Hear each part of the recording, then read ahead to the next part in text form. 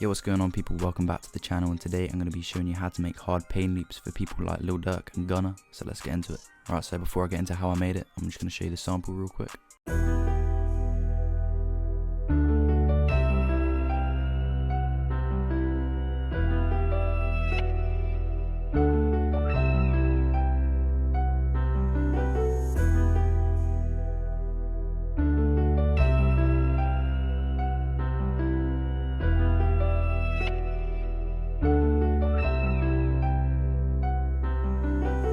Alright, so to start off with, on this beat I'm using the tape piano from Labs, and this is playing this.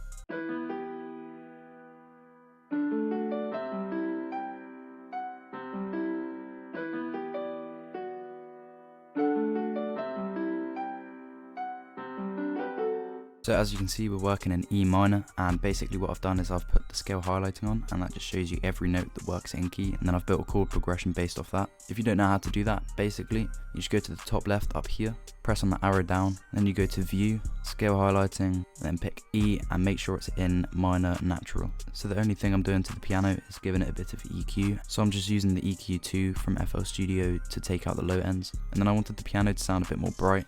So I used this Fresh Hair plugin, which is free, so you can go check it out. And I've just boosted the mid and the high. So yeah, as you can see, it's very simple, and that's just all I needed for the piano. So next up, laid over the piano, I've got this keys from Labs once again, and that's just copying the same chord progression of the piano, but just without a melody going on.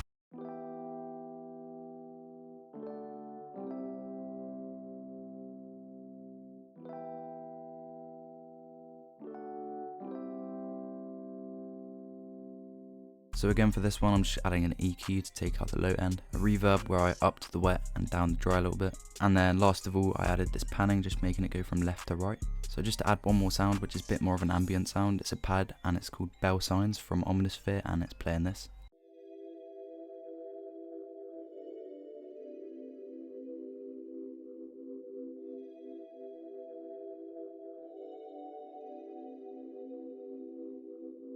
And yeah, I've just got this one playing the same chord progression as the piano obviously.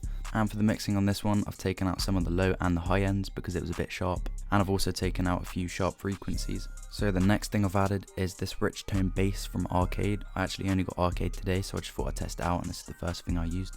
And then I've just got this one copying the same chord progression, except I've got the first note down an octave compared to the other two, and that's playing this.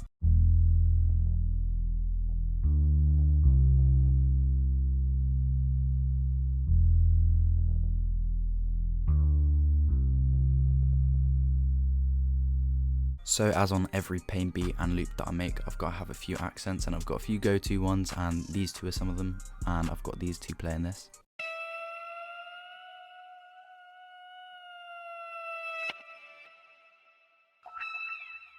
So to be honest, I'm not really doing anything to the mixing on these, the only thing I'm doing is leveling them, and then I've also got this here, which is panning this guitar here from the left to the right ear. And then the final thing I've added is this riser, which is perfect for pain beats. So once you've got all your elements to a loop, you want to arrange it and stem it out so that you can send it to other people and so that it's easy to make a beat with. So usually I like to put everything at the beginning, and then I cut some stuff out, and then I put it back in but just without the bass. And then obviously I also put every individual part stemmed out at the end so that people can chop it up if they like. I've also added a second part to the piano here. This is just a part without the top melody going on, so it's kind of just the basic chords, which is a lot more simple. I'll just play a few real quick.